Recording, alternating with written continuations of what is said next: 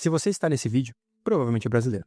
Sendo brasileiro, você faz parte dos 45% da população mundial que vive em um sistema consideravelmente democrático. Talvez você nunca tenha olhado dessa forma, mas a maior parte da população mundial ainda vive em sistemas autoritários e não dispõe de direitos que nós consideramos essenciais, como liberdade de imprensa, de expressão, direito de ir e vir, entre outros. O número de democracias no mundo aumentava constantemente desde o fim da Segunda Guerra. Esse valor chegou a ser 50% em 2015. Sendo assim, fica a questão: por qual motivo ele caiu? Se a democracia é o melhor sistema possível, por que ele ainda não tomou o mundo todo? E por que os países deixam de ser democracias?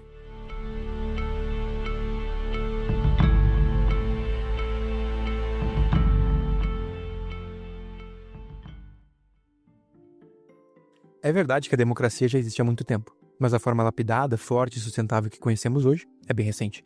Diferente da democracia embrionária que existia na Grécia e em certos momentos do Império Romano, a democracia contemporânea chegou a um estado tão avançado que conseguiu conciliar, de vez, a vontade da maioria com os direitos das minorias. Algo que sempre se mostrou um desafio através da história. Dando uma visão rápida e geral, na democracia o poder emana do povo. Em um modelo muito usado, inclusive nos Estados Unidos e no Brasil, o povo, através de votação, delega seu poder a certos indivíduos que, assim que entram no sistema governamental, passam a defender a visão do eleitor e a tomar decisões por ele. Esses indivíduos são os vereadores, deputados e senadores. O cargo de presidente segue a mesma lógica.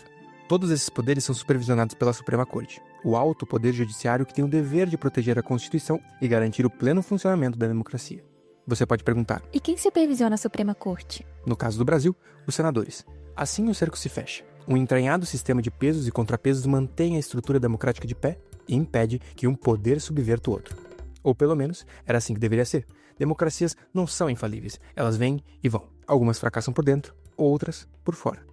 Depois da época de 1930 a 1945, marcada por regimes autoritários e formas antiquadas de governo, o fim da Segunda Guerra Mundial e a bipolarização do mundo entre União Soviética e Estados Unidos fizeram com que a democracia começasse a se espalhar ao redor do mundo. Mas o verdadeiro boom democrático vem mesmo após o fim da União Soviética, o fim da Guerra Fria e o que já falamos aqui no canal, no vídeo sobre o 11 de setembro, o chamado fim da história. Esse fim da história pode não ter se confirmado, mas expressa bem o cenário de bem-estar social que estava tomando o mundo no pós-Guerra Fria. Só que esse cenário não durou muito tempo. Depois de alguns anos de calmaria, veio a tempestade, uma recessão democrática. O índice de regimes democráticos que só subia, estagnou e começou a retroceder. E com os Estados Unidos da América, maior exemplo de democracia que temos mostrando claros sinais de cansaço e de solução, fica uma pergunta simples e óbvia no ar. Sendo este o melhor modelo de governo que temos, como exatamente as democracias acabam? Se pararmos para imaginar o fim de uma democracia, o que vem à nossa mente? Provavelmente tanques nas ruas, o palácio presidencial cercado, um general de óculos escuros lendo comunicado na televisão. Mas durante a maior parte do século XX, era assim que acontecia. Um golpe de Estado clássico, rápido, violento e inconfundível. Só que hoje, a morte da democracia raramente é anunciada por soldados. Ela acontece de forma silenciosa, lenta e o mais assustador de tudo, usando as próprias ferramentas da democracia para destruí-la. Os estudiosos de Harvard, Steven Levitsky e Daniel Zubat, no livro Como as Democracias Morrem, argumentam exatamente isso. As democracias hoje não morrem nas mãos de generais, mas de líderes eleitos, presidentes, primeiros-ministros que, passo a passo, subvertem o processo que os levou ao poder. É menos como um ataque cardíaco fulminante e mais como uma doença crônica e degenerativa. O paciente parece bem por fora, mas por dentro, os órgãos vitais estão falhando um a um. O Manual do Autocrata Eleito. Então, qual é o manual de instruções desse novo tipo de autoritário? Como ele age? Geralmente, o roteiro é o mesmo e se divide em 3 grandes atos. Primeiro ato, capturar os árbitros. Pense na democracia como um jogo. Para que ele seja justo, você precisa de árbitros neutros. Na vida real, esses árbitros são o Poder Judiciário, o Ministério Público, as agências de inteligência e os órgãos de fiscalização. O primeiro passo de um aspirante autocrata é garantir que esses árbitros apitem a seu favor. Isso é feito de várias formas, indicando aliados para a Suprema Corte, pressionando e intimidando juízes independentes, cortando o orçamento de órgãos fiscalizadores ou usando o poder de Estado para abrir investigações contra quem o investiga. Tudo isso, claro, sobre o disfarce de reformas necessárias ou luta contra a corrupção. Segundo ato, marginalizar os opositores. Uma vez que os árbitros estão no bolso, o próximo passo é tirar os jogadores adversários de campo. A oposição política, a imprensa livre, os críticos no setor empresarial, todos eles são alvos. A tática aqui não é prender todo mundo de uma vez. É mais sutil. O líder começa a tratá-los não como adversários legítimos, mas como inimigos da pátria, traidores. A imprensa que o critica vira fake news. Os opositores são corruptos e antidemocráticos. Ele usa o poder econômico do Estado para sufocar jornais independentes e favorecer a mídia que o aplaude. A meta é criar uma realidade paralela, onde qualquer crítica é vista como um ataque ao próprio povo. Terceiro ato, mudar as regras do jogo. Com os juízes a favor e os adversários enfraquecidos, vem o checkmate, mudar as regras do jogo permanentemente. Isso pode ser feito alterando a Constituição para permitir mais reeleições, redesenhando distritos eleitorais para garantir a vitória do seu partido ou criando novas leis de votação que dificultam o voto de grupos que tendem a apoiar a oposição. O mais genial e perverso disso tudo é que a fachada da democracia continua de pé. Ainda existem eleições, ainda existe um congresso, ainda existem tribunais, mas o jogo está fundamentalmente manipulado. A competição não é mais justa.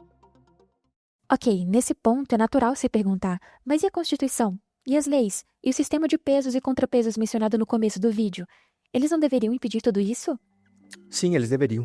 Mas o que os autores de Como as Democracias Morrem descobriram é que o que realmente sustenta uma democracia não são apenas as regras escritas, são principalmente as regras não escritas, as normas de comportamento. Duas delas são essenciais.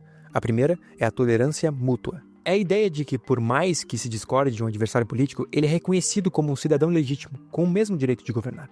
Ele não é um inimigo mortal. Se ele ganhar a eleição, o resultado é aceito. Ele não é acusado de ser um traidor que vai destruir o país. A segunda norma é a reserva institucional. É a ideia de não usar todo o poder que a lei permite. Por exemplo, um presidente poderia, teoricamente, dar anistia a todos os seus aliados presos. Mas isso não é feito, por se entender que quebraria a estabilidade do sistema. É como jogar xadrez. Só porque você pode sacrificar sua rainha, não significa que você deve. É por isso que a democracia dos Estados Unidos, por exemplo, funciona tão bem. É um exemplo de sociedade livre e democrática que, mesmo com seus sérios problemas internos, ainda assim funciona como nação. Uma constituição enxuta como a dos Estados Unidos da América só funciona porque a população confia entre si. Não há necessidade de regras escritas para tudo quando a tua própria cultura interna suprime o que deveria ser suprimido. E a confiança baliza tudo isso. O perigo começa quando essas normas se quebram. Quando a polarização se torna tão extrema que os políticos começam a ver o outro lado como uma ameaça existencial. Nesse momento, a reserva institucional vai para o lixo. Vale tudo para impedir que o inimigo chegue ou permaneça no poder. E é nesse campo de vale tudo que o manual do autocrata funciona tão bem. Então voltamos à pergunta inicial. Por que o número de democracias está caindo? Por que as regras não escritas que as sustentavam estão sendo corroídas ao redor do mundo, inclusive nas democracias mais antigas e estáveis, como vemos nos Estados Unidos? No caso dos Estados Unidos, mesmo que Trump não se encaixe em todas as características de um autocrata e que a democracia siga deveras firme, talvez ela esteja desmoronando um pouco. E é exatamente pelos alicerces que começaram a se rachar com o ataque de 2001. Pois, como eu explico no vídeo sobre o ataque, o credo, os princípios de liberdade e segurança que foram violados quando a paranoia venceu a confiança, começam a criar o cenário propício para a morte da democracia, como se um paciente saudável começasse a fumar de repente. A lição do 11 de setembro pode ser até mesmo outra e mais profunda. Pode-se dizer que a democracia pode ser atacada de fora, de forma espetacular e trágica. Mas a lição de hoje é que ela também pode ser desfeita por dentro, de forma silenciosa, legal e quase imperceptível para quem não está prestando atenção. Tudo que é necessário de verdade é um bom evento que desencadeie um pouco de caos no sistema. O fim da democracia não é um evento, é um processo. A democracia hoje em dia não é um prédio que desaba como uma explosão. Tá mais para uma casa que vai sendo demolida por dentro enquanto a fachada continua de pé. E a responsabilidade de vigiar os alicerces, de garantir que os muros não tenham rachaduras profundas e irreversíveis, é de todos que nela vivem. Essa analogia mostra que a democracia precisa de manutenção constante. Cabe a nós, cidadãos, exercê-la com consciência e senso crítico, cuidando para que as rachaduras, a desinformação, a apatia, o descaso, não destruam a estrutura por dentro. Se você gostou desse vídeo, se inscreva no canal e ative o sininho. E conte aqui nos comentários. E na sua opinião, qual é hoje o maior risco para a democracia brasileira? A gente se vê no próximo vídeo.